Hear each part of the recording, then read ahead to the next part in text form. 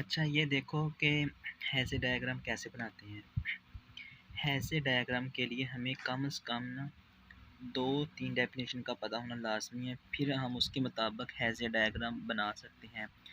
सबसे पहले डेफ़िनेशन क्या होती है कि प्रीसीड और सक्सीड की डेफ़िनेशन क्या होती है, फिर स्टैटिस्टिकली प्रीसीड और स्टैटिस्टिकली सक्सीड क्या होता है। यानी स्टैटिस्टिकली सक्सीड और स्टैटिस्टिकली प्रीसीड और डिविज़िबिलिटी। डिविज़िबिलिटी मतलब एलिमेंट दूसरे एलिमेंट को डिवाइड करता हो। इन 3 की मदद से हम क्या करेंगे, हैज़े डायग्राम बनाएँगे, ठीक है। अब इसकी हम हैज़े डायग्राम बनाते हैं। जो हमारे पास सेट है कि 1 2 3 4 6 8 9 12 18 एंड 24, ठीक है। अब सबसे पहले हम 1 से स्टार्ट करेंगे कि कैसे लिखते हैं इन चीज़ को। ये हमने हैज़े डायग्राम बनाई हुई है, ठीक है। अब क्या करते हैं कि जिस एक-एक एलिमेंट लेते जाना, आपने सिंपल उसको लिखते जाना है, तो वो खुद ब खुद ही हैज़े डायग्राम बन जाएगी। सबसे पहले आपने क्या करना है कि सेट में 1 है तो 1 को लिख दें, ठीक है। अब 1 इसलिए सबके साथ अटैच है क्योंकि 1 हर एक एलिमेंट को डिवाइड करता है, ठीक है। अब 1 का जो स्ट्रिक्टली सक्सीड एलिमेंट कौन सा है, वो है 2, ठीक है। और 1 2 को डिवाइड भी करता है, ठीक है। ऐसे-ऐसे आपने एक-एक एलिमेंट लेते जाना और उसको लगाते जाना, ठीक है। 1 का है 2, तो आपने 2 लिख दिया, ठीक है। उसके बाद 2 का स्टैटिस्टिकली सक्सीड एलिमेंट कौन सा है, वो है 3। 2 के बाद 3 ही आता है ना, सेट में भी दिया हुआ उन्होंने, तो मैंने फिर 3 इधर लिख दिया, ठीक है। और 1 3 को भी डिवाइड करता है। 2 को 3 के बाद इसलिए नहीं लिखा क्योंकि 2 3 को डिवाइड नहीं करता, ठीक है। अगर डिवाइड करता होता तो फिर इसके नीचे लिख देना था, इसलिए ये दोनों आपस में कंपेयर नहीं है, मतलब कि दोनों एक दूसरे को डिवाइड नहीं करते, ठीक है। अब जो 3 के बाद आ जाता है मेरे पास 4, ठीक है, ठीक है। 3 के बाद 4। अब 3 का जो स्टैटिस्टिकली सक्सीड एलिमेंट है वो है 4। अब 4 को लिखेंगे हम, और अब 3 का जो सक्सीड एलिमेंट है वो है 4। अब 4 को लिखना है, 4 को हमने इधर लिख दिया। जिस एलिमेंट को लिखना हो ना, उसका प्रीवियस एलिमेंट मतलब स्टैटिस्टिकली प्रीसीड एलिमेंट, और वो उसको डिवाइड करना चाहिए, ठीक है। अब 3 का जो है 4 है, लेकिन 4 को कौन सा एलिमेंट डिवाइड कर रहा है, 3 तो डिवाइड नहीं करेगा, 2 डिवाइड करेगा, इसलिए 4 के नीचे 2 है, ठीक है। और 4 के बाद किसका कौन सा एलिमेंट आ रहा है, 6। 6 के बाद उसके पीछे वाले कौन-कौन से एलिमेंट हैं जो उसको डिवाइड करते हैं। 6 के पीछे जो एलिमेंट है 3 भी डिवाइड करता है, 2 भी डिवाइड करता है और 1 भी डिवाइड करता है। जो-जो एलिमेंट डिवाइड करते होंगे हम उनको साथ अटैच कर देंगे। 6 था, 6 से पीछे वाला वाला एलिमेंट 3 था, 3 भी डिवाइड करता है, उसके साथ भी लिख दिया मैंने। और 2 भी डिवाइड करता है, उसको भी अटैच कर दिया।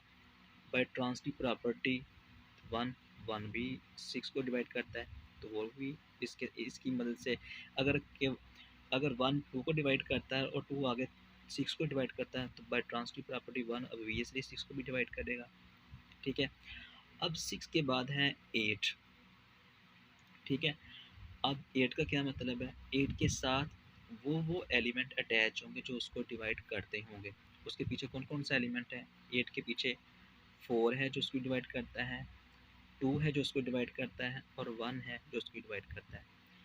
मैंने इधर लिख दिया, 4 के आगे लिख दिया 8, ठीक है।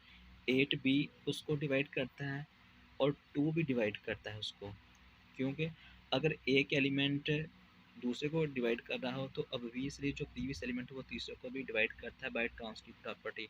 यानी कि अगर ए बी को डिवाइड करता है और बी सी को डिवाइड करता है तो 100% है बाय ट्रांज़िटिव प्रॉपर्टी कि 2 सी को डिवाइड करेगा, ठीक है। मतलब 2 अगर 4 को डिवाइड करता है तो 4 आगे 8 को डिवाइड करता है, तो इसका मतलब उसका 2 भी 8 को डिवाइड करेगा, ठीक है। तो 1 तो अगर ऐसे चेन बन रही है, 1 तो ऑब्वियसली है कि 1 भी 8 को डिवाइड करेगा, क्योंकि 1 तो हर एक एलिमेंट को डिवाइड करता ही है। अब 1 के बाद आ जाता है 9। अब 9 को कौन कौन सा डिवाइड कर रहा है एलिमेंट, 9 को डिवाइड करेगा इधर 3 करेगा और 1 डिवाइड करेगा, ठीक है। अब देखिए 9 के साथ 3 और सिर्फ 1 अटैच होंगे, उसके अलावा कोई एलिमेंट अटैच नहीं होगा, ठीक है। अब ये था 9, ठीक है। 9 के जो प्रीवियस एलिमेंट वो कौन सा जो उसको डिवाइड करता हो, वो है 3, 3 के साथ अटैच कर दिया। और 9 को 1 भी डिवाइड करता है बाय ट्रांजिटिव प्रॉपर्टी, ठीक हो गया, ये हो गया। अब 9 के बाद कौन सा है 12, 12 को कौन कौन से एलिमेंट करते हैं डिवाइड, वही उसके साथ अटैच होंगे। 12 को डिवाइड करता है 6 करता है, 4 करता है, 2 करता है, 3 करता है और 1 करता है, ठीक है। और हमने ये नहीं होना कि अगर सारे एलिमेंट इसको डिवाइड करते हैं तो सब के साथ ही अटैच कर दें, नहीं, हम बाय ट्रांजिटिव प्रॉपर्टी कुछ एलिमेंट को अटैच करते हैं, ये नहीं ऐसे होता। अब इधर लिख दिया मैंने 12, 12 का जो प्रीवियस एलिमेंट जो उसको डिवाइड करता है वो था 6 भी है, उसके साथ भी अटैच कर दिया। उसके बाद 4 भी है, वो उसके साथ भी अटैच कर दिया। उसके बाद 3 था, अगर तो बाय ट्रांजिटिव प्रॉपर्टी 3 भी इसको डिवाइड करेगा, क्योंकि अगर 3 6 को डिवाइड करता है और 6 आगे किसी और एलिमेंट को डिवाइड करता है तो मतलब 3 भी इसको डिवाइड करेगा, ठीक है। इसलिए इसी ऐसे भी कह सकते हैं अगर 2 6 को डिवाइड करता है और 6 आगे एलिमेंट को, क्योंकि इधर से बाय ट्रांजिटिव प्रॉपर्टी हम कह सकते हैं, और 2 और 4 को डिवाइड करता है और 4 आगे, इसको ऐसे भी ट्रांजिटिव प्रॉपर्टी कह सकते हैं। मतलब कि इनकी मदद से देखें कि ये जो एलिमेंट है वो 12 को डिवाइड कर रहे हैं, बाय ट्रांजिटिव प्रॉपर्टी भी होल्ड करती हैं इसमें, क्योंकि हैज़ डायग्राम एक ऑर्डर वो पार्शली ऑर्डर होता है ना, तो पार्शली ऑर्डर में 3 प्रॉपर्टी आती हैं, एक सिमेट्रिक, एंटी सिमेट्रिक और ट्रांजिटिव प्रॉपर्टी, ठीक है। उसके बाद है 18। अब 18 को कौन कौन से एलिमेंट डिवाइड करते हैं, वो करते हैं 9 करता है, 6 करता है, 3 करता है, 2 करता है और 1 करता है। अब यही एलिमेंट इसके साथ अटैच होंगे, इधर लिख दिया मैंने 8, नहीं सॉरी 18। 18 कौन से एलिमेंट डिवाइड करते हैं, 9 भी करता है, 6 भी करता है, बाय ट्रांजिटिव प्रॉपर्टी 3 भी डिवाइड करता है और 1 भी डिवाइड करता है। और इधर भी ट्रांजिटिव प्रॉपर्टी अगर 2 6 को डिवाइड करता है और 6 आगे किसी और एलिमेंट को डिवाइड करता है तो मतलब बाय ट्रांजिटिव प्रॉपर्टी 2 18 को भी डिवाइड करेगा, ठीक है। उसके बाद नंबर आ जाता है 24 का। 24 को कौन कौन सा एलिमेंट अटैच करता है, वो है 12 है, 8 है, 6 है, 4 है, 3 है, 2 है, 1 है, इस सारी एलिमेंट के साथ हम अटैच करेंगे, ठीक है। 12 के किसको उसका प्रीवियस एलिमेंट का कौन कौन सा है जो उसको डिवाइड करते हैं, 12 है, 18 है बाय ट्रांजिटिव प्रॉपर्टी, 4 है बाय ट्रांजिटिव प्रॉपर्टी, 6 है बाय ट्रांजिटिव प्रॉपर्टी, 2 है और बाय ट्रांजिटिव प्रॉपर्टी 1 है और बाय ट्रांजिटिव प्रॉपर्टी 3 है। अब ये देखें ये सारा का सारा क्या बन गया, हमारे पास एक हैज़ा डायग्राम क्रिएट हो गई। तो हैज़ा डायग्राम की मदद से हम फर्स्ट लास्ट एलिमेंट कौन से होते हैं और मिनिमल और मैक्सिमल एलिमेंट कौन से होते हैं। फर्स्ट एलिमेंट और लास्ट एलिमेंट हमेशा यूनिक होते हैं कि 1 होता है, ये कभी एक या दो नहीं हो सकते, हमेशा यूनिक होगा एक एलिमेंट, फर्स्ट एलिमेंट भी एक ही होता है और लास्ट एलिमेंट भी एक होता है। लेकिन मिनिमल एलिमेंट और मैक्सिमल एलिमेंट एक से ज़्यादा भी हो सकता है।